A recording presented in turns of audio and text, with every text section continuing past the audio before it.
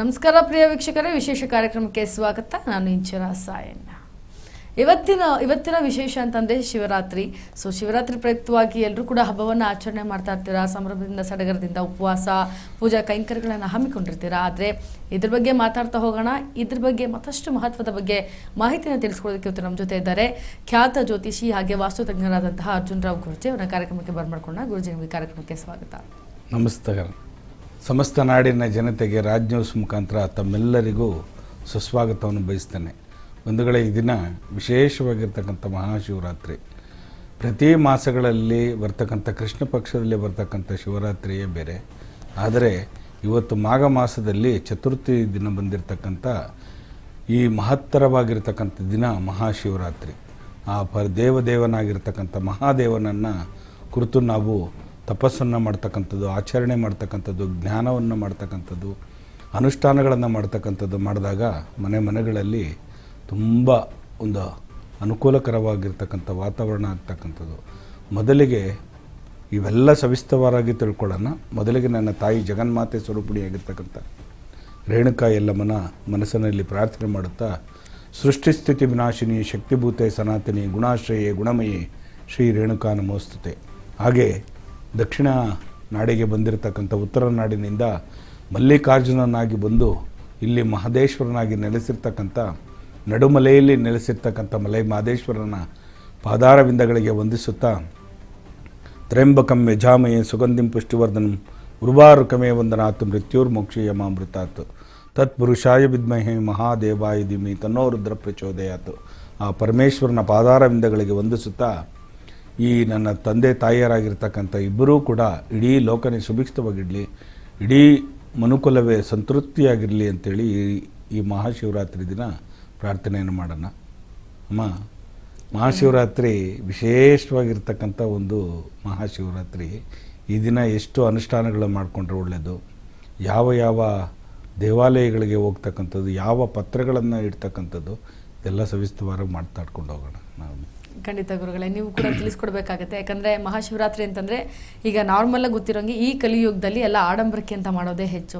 So ಹಾಗಾಗಿ ಉಪವಾಸ ಯಾತಕ್ಕೆ ಮಾಡಬೇಕು ಶಿವರಾತ್ರಿ ಹಬ್ಬದ ದಿವಸ ಅಂತ? ಖಂಡಿತವಾಗಿ ಈ ಉಪವಾಸ ಅಂತಕ್ಕಂಥದ್ದೇ, ಅಂತಕ್ಕಂಥದ್ದು ನಾವು ಇರ್ತಕ್ಕಂಥ ಸ್ಥಾನಮಾನದಲ್ಲಿ, ವಾಸ ಅಂತಕ್ಕಂಥದ್ದು ಇರೋ ಸ್ಥಾನಮಾನ. ಅಂದರೆ ಉಪವಾಸ ಮಾಡ್ತಕ್ಕಂಥದ್ದು ವೈಜ್ಞಾನಿಕವಾಗಿ ನಾವು ತಗೊಳ್ಳೋದಾದ್ರೆ ನಾವು ಆಧ್ಯಾತ್ಮಿಕ ಕಡೆ ಕೊಡೋದು ಬೇಡ. ಫಸ್ಟ್ ಪ್ರಿಫರೆನ್ಸು ವೈಜ್ಞಾನಿಕವಾಗಿ ಕೊಡತಕ್ಕಂಥದ್ದು ಹೋದಾಗ ಆರೋಗ್ಯದಲ್ಲಿ ತುಂಬ ಚೇತರಿಕೆ ಆಗ್ತಕ್ಕಂಥದ್ದು. ಯಾವತ್ತೇ ಆಗಲಿ ಮನುಷ್ಯ ಒಂದು ಹೊತ್ತು ಉಪವಾಸ ಇದ್ದು ನೋಡಿ, ಅದು ಜೀರ್ಣಕ್ರಿಯೆ ಆಗಿರಲಿ ಮತ್ತೊಂದಾಗಿರಲಿ ಎಲ್ಲ ಚೆನ್ನಾಗಿರ್ತಕ್ಕಂಥದ್ದು.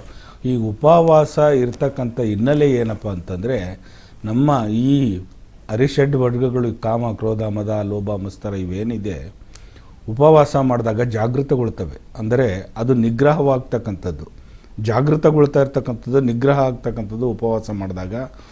ನಮ್ಮಲ್ಲಿರ್ತಕ್ಕಂಥ ಚೈತನ್ಯ ಕೂಡ ಅದು ಒಂದು ರೀತಿಯಲ್ಲಿ ಯಾವುದೇ ಒಂದು ಕಾಮದ ಭಾವನೆಗಾಗಲಿ, ಯಾವುದೇ ಒಂದು ದ್ವೇಷಕ್ಕಾಗಲಿ ಭಾವನೆಗಾಗಲಿ ಯಾವುದಕ್ಕೆ ಒಂದಕ್ಕೆ ಅವಕಾಶ ಮಾಡಿಕೊಡಲ್ಲ ಉಪವಾಸ ಇದ್ದಾಗ. ಆಮೇಲೆ ಏಕಾಗ್ರತೆ ಬರ್ತಕ್ಕಂಥದ್ದು. ಅದರಲ್ಲೂ ಕೂಡ ಈ ಉಪವಾಸ ಮಾಡಿ ಜಾಗರಣೆ ಇರತಕ್ಕಂಥದ್ದು, ರಾತ್ರಿ ಸಮಯದಲ್ಲಿ ಜಾಗೃತ ಅವಸ್ಥೆಯಲ್ಲಿರ್ತಕ್ಕಂಥದ್ದು. ನಮ್ಮ ದೇಹದಲ್ಲಿರ್ತಕ್ಕಂಥ ಕಣನೂ ಕೂಡ ಜಾಗೃತ ವ್ಯವಸ್ಥೆಗೆ ಬರ್ತಕ್ಕಂಥದ್ದು. ಹಾಗಾಗಿ ಈ ಉಪವಾಸ ಮತ್ತು ಜಾಗರಣೆಯಲ್ಲಿ ವಿಶೇಷವಾಗಿರ್ತಕ್ಕಂಥ ಒಂದು ಅನುಷ್ಠಾನಗಳನ್ನು ಮಾಡಿಕೊಂಡಾಗ ನಿಮಗೆ ದೇಹದಲ್ಲಿರ್ತಕ್ಕಂಥ ಯಾವುದೇ ಒಂದು ಶಕ್ತಿಯನ್ನು, ಧನಾತ್ಮಕವಾಗಿರ್ತಕ್ಕಂಥ ಶಕ್ತಿ ಅಡಕವಾಗಿರ್ತಕ್ಕಂಥದ್ದು ಈ ಉಪವಾಸ ಮಾಡಿದಾಗ ಖಂಡಿತವಾಗೂ ಆರೋಗ್ಯ ವೃದ್ಧಿ ಆಗ್ತಕ್ಕಂಥದ್ದು. ನೀವು ಬಂಧುಗಳೇ, ಈ ದಿನ ನೀವು ಆ ಪರಮೇಶ್ವರನ ಸಾನ್ನಿಧ್ಯದಲ್ಲಿ ಅದೇಕ ಚಿತ್ತದಿಂದ ಏಕ ಮನಸ್ಸಿನಿಂದ ಪ್ರಾರ್ಥನೆಯನ್ನು ಮಾಡ್ತಾ ಕುಂತ್ಕೊಳ್ತಕ್ಕಂಥದ್ದು ದಯವಿಟ್ಟು ಮಾಡಿ. ಯಾಕಂದರೆ ಪ್ರತಿಯೊಬ್ಬರೂ ಕೂಡ ಯಾರಾದರೂ ಅನಾರೋಗ್ಯದಿಂದ ನರಳಾಡ್ತಾ ಇರ್ತಕ್ಕಂಥವ್ರಿಗೆ ಈ ದಿನ ಹೋಗೋಕ್ಕಾಗಿಲ್ಲ ಅಂದರೂ ಕೂಡ ಮನೆಯಲ್ಲಿರ್ತಕ್ಕಂಥ ಆ ಪರಮೇಶ್ವರನ ಪುಟ್ಟದಾಗಿರ್ತಕ್ಕಂಥ ಲಿಂಗ ದರ್ಶನ ಮಾಡಿದ್ರೂ ಕೂಡ, ಸಾಲಿಗ್ರಾಮದಲ್ಲಿರ್ತಕ್ಕಂಥ ಲಿಂಗ ದರ್ಶನ ಅದಾಗಲಿ, ಸ್ಫಟಿಕಾಕಾರವಾಗಿರ್ತಕ್ಕಂಥ ಒಂದು ಹೆಬ್ಬೆಟ್ಟಿನ ಗಾತ್ರದಲ್ಲಿರ್ತಕ್ಕಂಥ ಸ್ಫಟಿಕ ಲಿಂಗವನ್ನಾಗಲಿ ದರ್ಶನ ಮಾಡ್ತಕ್ಕಂಥದ್ದು. ಅಕಸ್ಮಾತ್ ಅದೂ ಇಲ್ಲ, ಎರಡೂ ಇಲ್ಲ ಗುರುಗಳೇ, ಏನು ಮಾಡೋದು ಅಂದರೂ ಕೂಡ ಮೊಬೈಲ್ ಮುಖಾಂತರ ಆಗಿ ಮನಗಿರ್ತಕ್ಕಂಥವ್ರಿಗೆ ದರ್ಶನ ಮಾಡಿಸ್ತಕ್ಕಂಥದ್ದು ಮಾಡಿ ಈ ದಿನ ಆ ಒಂದು ಪುಣ್ಯವನ್ನು ಕಟ್ಕೊಳ್ಳಿ. ಅವ್ರಿಗೆ ಖಂಡಿತವಾಗೂ ನಿಮಗೆಲ್ಲ ಒಳ್ಳೆಯದಾಗುತ್ತೆ.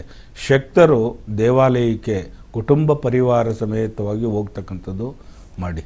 ಯಾಕಂದರೆ ಕುಟುಂಬ ಪರಿವಾರ ಸಮೇತವಾಗಿ ಯಾವಾಗ ನಾವು ದೇವಾಲಯಕ್ಕೆ ಹೋಗ್ತೀವಿ ಅಲ್ಲಿ ವಿಶೇಷವಾಗಿರ್ತಕ್ಕಂಥ ಒಂದು ನಿಮಗೆ ಸಂತೋಷದಾಯಕವಾಗಿರ್ತಕ್ಕಂಥದ್ದು ಎನರ್ಜಿ ಶುರುವಾಗ್ತಕ್ಕಂಥದ್ದು. ನೀವು ಏಕಾಂಗಿತನದಿಂದ ಹೋದಾಗ ಅದಕ್ಕೆ ಫಲಕ್ಕೆ ಫಲ ಸಿಕ್ಕಲ್ಲ.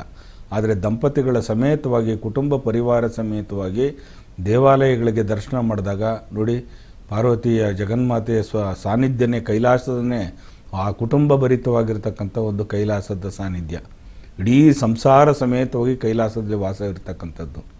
ಷಣ್ಮುಗ ಆಗಿರಲಿ, ಗಣಪತಿ ಆಗಿರಲಿ, ಬಾಲತ್ರಿಪುರ ಸುಂದರಿ ಇರಲಿ, ಜಗನ್ಮಾತೆ ಶಿವಶಕ್ತಿಯರು ಇರ್ತಕ್ಕಂಥ ಒಂದು ಸಾನ್ನಿಧ್ಯ. ಹಾಗಾಗಿ ತಮಗೆ ನಾನು ತಿಳಿಸೋಕ್ಕೆ ಇಷ್ಟಪಡೋದೇನೆಂದರೆ, ಕುಟುಂಬ ಪರಿವಾರ ಸಮೇತವಾಗಿ ಈ ದಿನ ದೇವಾಲಯಕ್ಕೆ ಹೋಗಿ ವಿಶೇಷವಾಗಿರ್ತಕ್ಕಂಥ ಮಹಾದೇವನ ದರ್ಶನವನ್ನು ಮಾಡ್ಕೊಂಡು ಬನ್ನಿ, ಖಂಡಿತ ಒಳ್ಳೆಯದಾಗುತ್ತೆ. ಗುರುಗಳೇ, ಜಾಗರಣೆ ಮಾಡಬೇಕು ಅಂತ ಹೇಳ್ತಾರೆ ಉಪವಾಸ ಇದ್ದವರು. ಸೊ ಇಲ್ದೇವರು ಇದ್ದೇವರು ಅಂದರೆ ಉಪವಾಸ ಇದ್ದವರು ಉಪವಾಸ ಇಲ್ಲದೇ ಇರೋರು ಇಬ್ಬರು ಕೂಡ ಜಾಗರಣೆ ಮಾಡಿದ್ರೆ ಏನು ಈ ಜಾಗರಣೆಯಿಂದ ಏನು ಸಿಗುತ್ತೆ? ಶಿವನ ಹತ್ರ ಆಗ್ತಾರ ಶಿವನಿಗೆ ಅಂತ?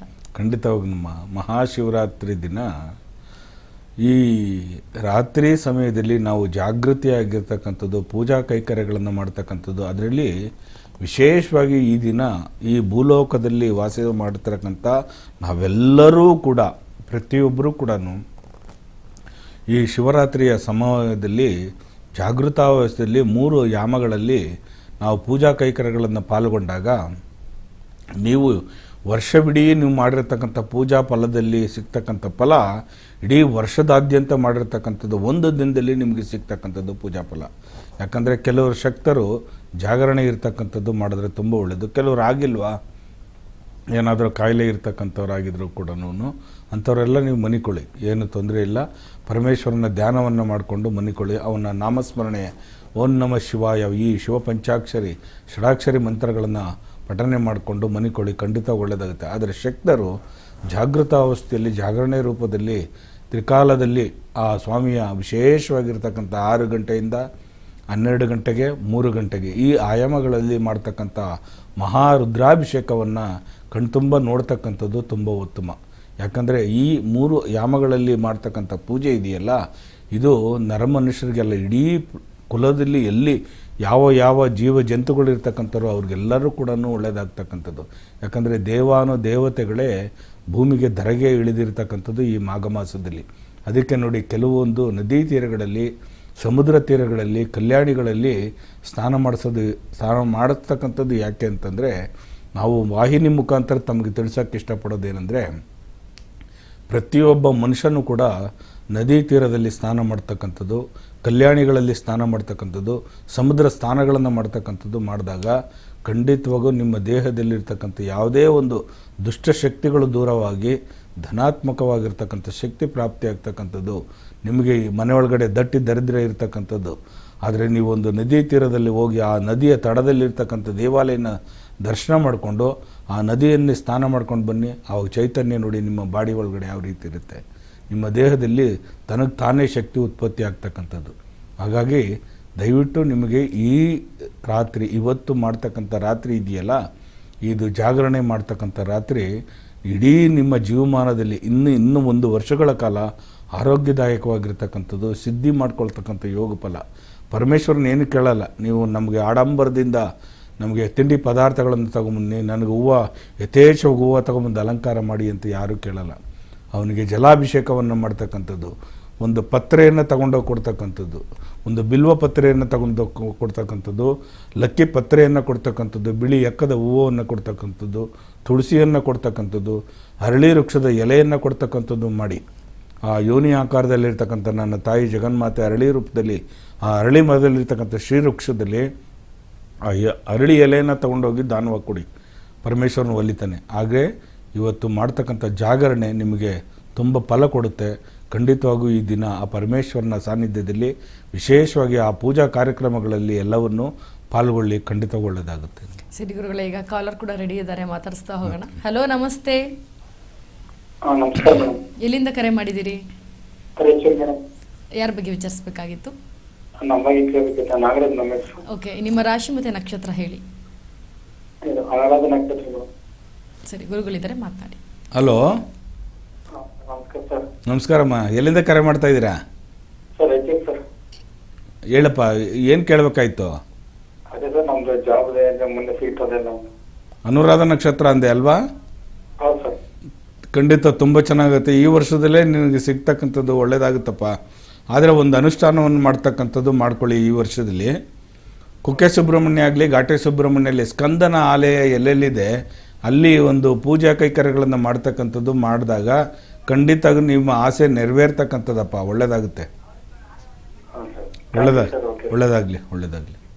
ಧನ್ಯವಾದಗಳು ಕರೆ ಮಾಡಿ ಮಾತನಾಡೋದಕ್ಕಾಗಿ. ಹಾಗೆ ಇವತ್ತಿನ ವಿಶೇಷ ಶಿವರಾತ್ರಿಯಲ್ಲಿ ನೀವು ಕೂಡ ಏನಾದರೂ ನಿಮ್ಮ ಕುಂದುಕೊರತೆಗಳ ಬಗ್ಗೆ ಹೇಳ್ಕೋಬೇಕು ಅಥವಾ ಗುರುಜಿ ಹತ್ರ ಮಾತನಾಡಬೇಕು ಅಂದರೆ ಸ್ಕ್ರೀನ್ ಮೇಲೆ ಕಾಣ್ತಿರುವಂತಹ ನಂಬರ್ಗೆ ಡೈರೆಕ್ಟಾಗಿ ಕರೆ ಮಾಡಿ ಮಾತನಾಡಿ. ಆ್ಯಂಡ್ ಮಾತನಾಡೋದಕ್ಕೂ ಮುಂಚೆ ಟಿ ವಿ ವ್ಯಾಲ್ಯೂಮನ್ನು ಕಮ್ಮಿ ಮಾಡಿ ಮಾತನಾಡಿ, ಅಂದರೆ ಕಾಲ್ ಡಿಸ್ಕನೆಕ್ಟ್ ಆಗುತ್ತೆ. ಹಾಗೆ ಗುರುಗಳೇ ಮತ್ತೊಂದು ಫೋನು ಸ್ವೀಕಾರ ಮಾಡೋಣ.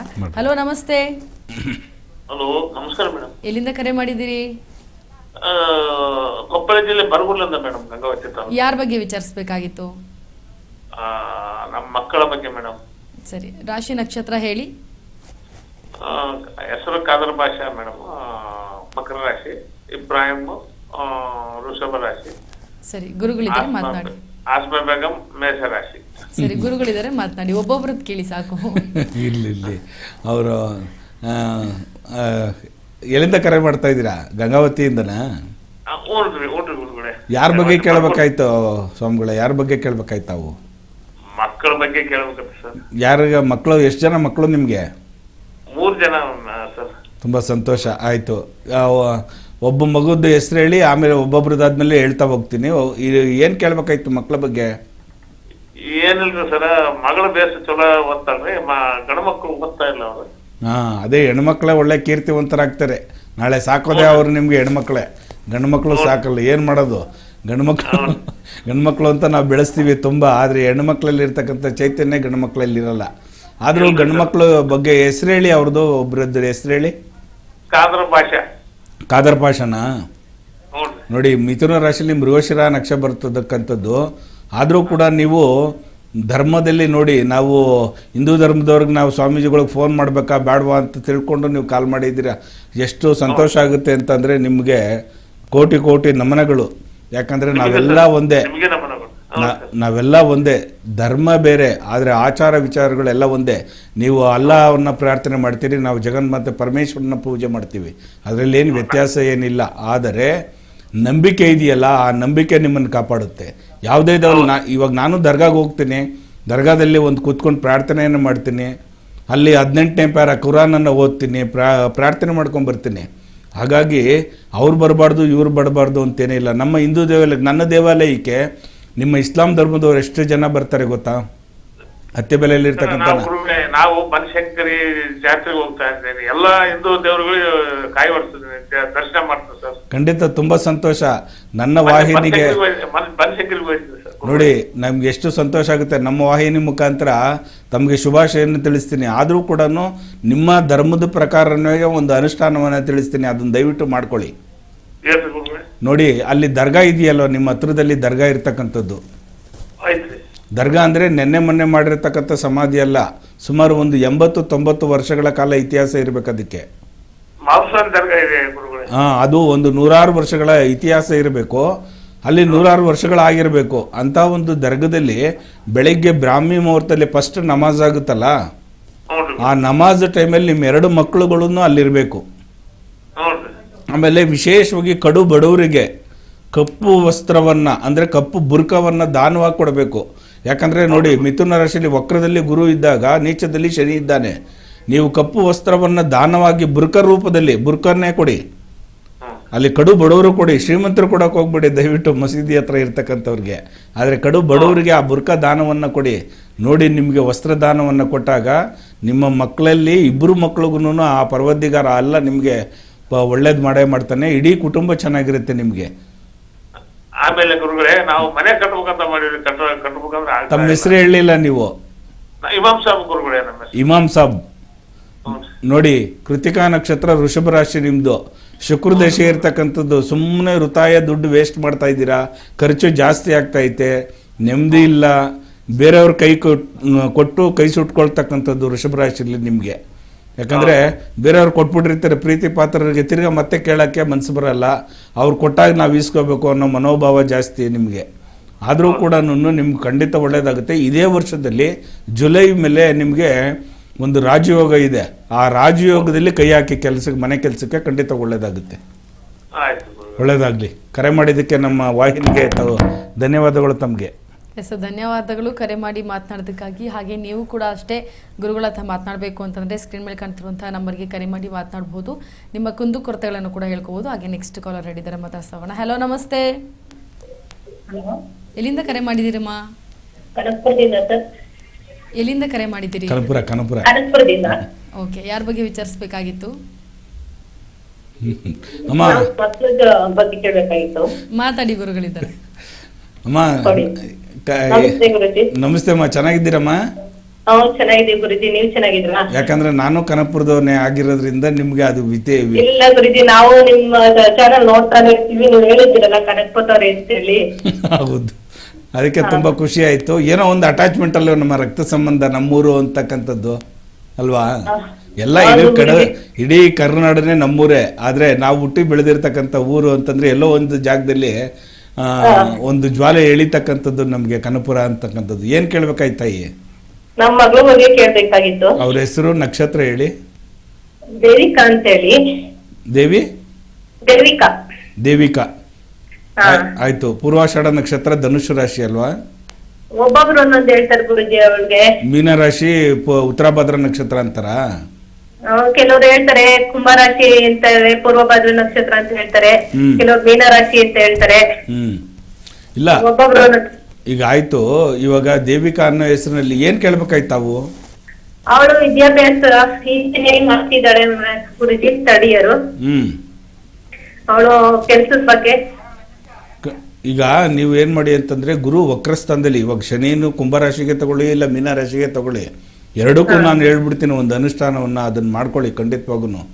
ಎಲ್ಲಿ ಹತ್ತಿ ವೃಕ್ಷ ಇರುತ್ತೆ ನೋಡಿ, ಔಡುದುಂಬರ ವೃಕ್ಷ, ಹತ್ತಿ ಹಣ್ಣು ಬಿಡುತ್ತಲ್ಲ ಮರ, ಅಲ್ಲಿ ನಮ್ಮ ಮಗಳಿಗೆ ಏನ್ ಮಾಡಿ ಒಂದು 5 ನಿಮಿಷ ಅಲ್ಲಿ ಪ್ರದಕ್ಷಿಣೆ ಹಾಕಕ್ಕೆ ಕೇಳಿ. ಆಕಾರ ಮೂಲ ರೂಪೇಣ ಉಕಾರ ಸ್ತಂಭ ಶಾಕಿಣೆ ಮಕಾರ ಫಲಪುಷ್ಪಾಯ ವೃಕ್ಷರಾಜಾಯತೆ ನಮಃ. ಈ ಶ್ಲೋಕ ಇನ್ನೊಂದ್ಸಲಿ ಹೇಳ್ತೀನಿ. ಆಕಾರದಲ್ಲಿ ಬ್ರಹ್ಮ, ಉಕಾರದಲ್ಲಿ ವಿಷ್ಣು, ಮಕಾರದಲ್ಲಿ ಪರಮೇಶ್ವರನಾಗಿರ್ತಕ್ಕಂಥವನು. ಆಕಾರ, ಉಕಾರ, ಮಕಾರ ಈ ತ್ರಿಮೂರ್ತಿಗಳ ವೃಕ್ಷನ ಅಂತಾನೆ ಹೇಳ್ತಕ್ಕಂಥದ್ದು ಅರಳಿ ವೃಕ್ಷ, ಹತ್ತಿ ವೃಕ್ಷ. ಹಾಗಾಗಿ ಹತ್ತಿ ವೃಕ್ಷದ ಕೆಳಗಡೆ ಒಂದು 3 ಪ್ರದಕ್ಷಿಣೆ ಹಾಕ್ತಕ್ಕಂಥದ್ದು, 7 ಪ್ರದಕ್ಷಿಣೆ ಆಗ್ತಕ್ಕಂಥದ್ದು. ಅಲ್ಲಿ ಮಾಡಿದಾಗ ಅವಳ ಮನಸ್ಸಿನ ಆಕಾಂಕ್ಷೆಗಳೆಲ್ಲ ತುಂಬ ಚೆನ್ನಾಗಿ ಆಗ್ತಕ್ಕಂಥದ್ದು, ಗುರುವಿನ ಒಂದು ಅನುಗ್ರಹ ಆಗ್ತಕ್ಕಂಥದ್ದು, ಮುಂದಿನ ದಿನಗಳಲ್ಲಿ ಅವಳ ಎಜುಕೇಷನ್ ತುಂಬ ಚೆನ್ನಾಗಿ ಆಗ್ತಕ್ಕಂಥದ್ದು, ಒಳ್ಳೆ ಜಾಬ್ಗೆ ಹೋಗ್ತಕ್ಕಂಥದ್ದು, ಇದೆಲ್ಲ ಆಗುತ್ತೆ. ಆ ವೃಕ್ಷನ ಆಲಿಂಗನ ಮಾಡ್ಕೊಳಕ್ ಹೇಳಿ, ಅಂದ್ರೆ ತಬ್ಗೊಳಕ್ ಹೇಳಿ ವೃಕ್ಷ, ಹತ್ತಿ ವೃಕ್ಷನ ಖಂಡಿತವಾಗೂ. ಇಲ್ಲಾಂದ್ರೆ ಆಕಾರ, ಉಕಾರ, ಮಕಾರ ಅಂತ ಅನ್ಕೊಂಡ್ರೆ ಸಾಕು. ಇದನ್ನ ಹೇಳಿ. ಇಲ್ಲಾಂದ್ರೆ ಆಕಾರ ಮೂಲ ರೂಪೇಣ ಉಕಾರ ಸ್ತಂಭ ಶಾಕಿಣೆ ಮಕಾರ ಫಲಪುಷ್ಪಾಯ ವೃಕ್ಷರಾಜಾಯತೆ ನಮ್ಮ ಈ ಶ್ಲೋಕವನ್ನು ಹೇಳಿದ್ರು ಕೂಡ ಖಂಡಿತವಾಗಿ ಒಳ್ಳೇದಾಗುತ್ತೆ. ಒಳ್ಳೇದಾಗ್ಲಿ. ಆಮೇಲೆ ಇನ್ನೊಂದು ಹೇಳ್ಬಿಡಿ, ನಿಮ್ಮ ಮನೇಲಿ ಎಲ್ಲ ಯಾರ್ಯಾರ ಕುಟುಂಬ ಇದಾರೆ ಎಲ್ಲ ಕೇಳ್ಬಿಡಿ, ಹೇಳ್ತೀನಿ. ಇರೋದೊಂದು ಅರ್ಧ ಗಂಟೆ, ಬೇರೆಯವರು ಮಾತಾಡಕ್ಕೆ ಪಾಪ ಎಷ್ಟೋ ಜನ ಕಾಯ್ತಾ ಇದಾರೆ ಕಾಲರ್ಸ್, ಅವ್ರಿಗೂ ಮಾತಾಡಕ್ಕೆ ಅವಕಾಶ ಕೊಡಿ. ಏನ್ ಹೆಸರು ಕರೀತಾ ಇದ್ದಾರೆ?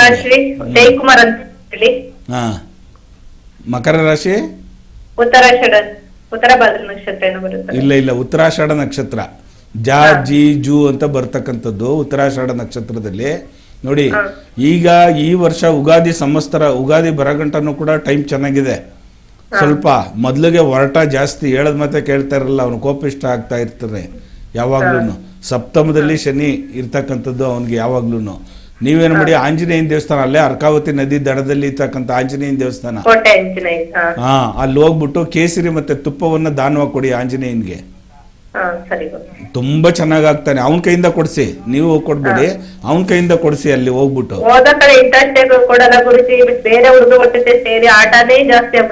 ಇರ್ಲಿ, ಮುಂದೆ ಚೆನ್ನಾಗ್ ಆಗ್ತಾನೆ. ನಾನು ಹೇಳ್ದಷ್ಟು ಮಾಡಿ ಅನುಷ್ಠಾನನ, ಖಂಡಿತ ಒಳ್ಳೇದಾಗುತ್ತೆ. ವಾಹಿನಿ ಕರೆ ಮಾಡಿದ್ದಕ್ಕೆ ಧನ್ಯವಾದಗಳು ತಮಗೆ. ಧನ್ಯವಾದಗಳು ಕರೆ ಮಾಡಿ ಮಾತನಾಡೋದಕ್ಕಾಗಿ. ನೀವು ಪ್ರಶ್ನೆಗಳನ್ನ ಕೇಳಬೇಕು ಅಂತಂದ್ರೆ ಜಸ್ಟ್ ಒಂದೊಂದೇ ಕೇಳಿ, ಯಾಕಂದ್ರೆ ಬೇರೆ ಕಾಲರ್ಸ್ ಕೂಡ ಅಷ್ಟೇ ರೆಡಿ ಆಗಿರ್ತಾರೆ ಮಾತನಾಡಬೇಕು ಅಂತ. ನೆಕ್ಸ್ಟ್ ಕಾಲರ್ ರೆಡಿ ಇದ್ದಾರೆ, ಗುರುಗಳೇ ಮಾತಾಡೋಣ. ಹಲೋ, ನಮಸ್ತೆ. ಎಲ್ಲಿಂದ ಕರೆ ಮಾಡಿದ್ದೀರಿಮ್ಮ? ಎಲ್ಲಿಂದ ಕರೆ ಮಾಡಿದ್ದೀರಿ? ಡೈರೆಕ್ಟ್ ಆಯ್ತು, ಮಾತಾಡಿ. ಹೇಳಪ್ಪ, ಎಲ್ಲಿಂದ ಕರೆ ಮಾಡ್ತಾ ಇದ್ದೀರಪ್ಪ? ಹರಿಹರ ಸ್ವಾಮಿ. ಹರಿಹರ. ಯಾರ ಬಗ್ಗೆ ಕೇಳಬೇಕಾಯ್ತಮ್ಮ? ಏನಿಲ್ಲ ಸ್ವಾಮಿ, ನನ್ನ ಹೆಸರು ರಾಜ್ಕುಮಾರ್ ಅಂತ. ನೀವು ಟಿವಿಯಿಂದ ಸ್ವಲ್ಪ ಹೊರಗಡೆ ಬರ್ತೀರಾ? ಅಲ್ಲಿ ನನ್ನ ವಾಯ್ಸೇ ಕೇಳಿಸ್ತಾ ಇದೆ, ತಿರ್ಗಾ ರಿಪೀಟು. ಸ್ವಲ್ಪ ದೂರ ಬನ್ನಿ. ಬನ್ನಿ. ನಮಸ್ಕಾರ. ಹೇಳಿ ರಾಜ್ಕುಮಾರ್ ಅವರೇ, ಏನ್ ಕೇಳಬೇಕಾಯ್ತು? ಏನಿಲ್ಲ ಸ್ವಾಮಿ, ನನ್ನ ಜೀವನದಲ್ಲಿ ಇದುವರೆಗೆ ನಾನು ಹೋಟ್ಲಲ್ಲೇ ಕೆಲಸ ಮಾಡ್ತಾ ಇದ್ದೇನೆ, ಈಗಲೂ ಕೂಡ.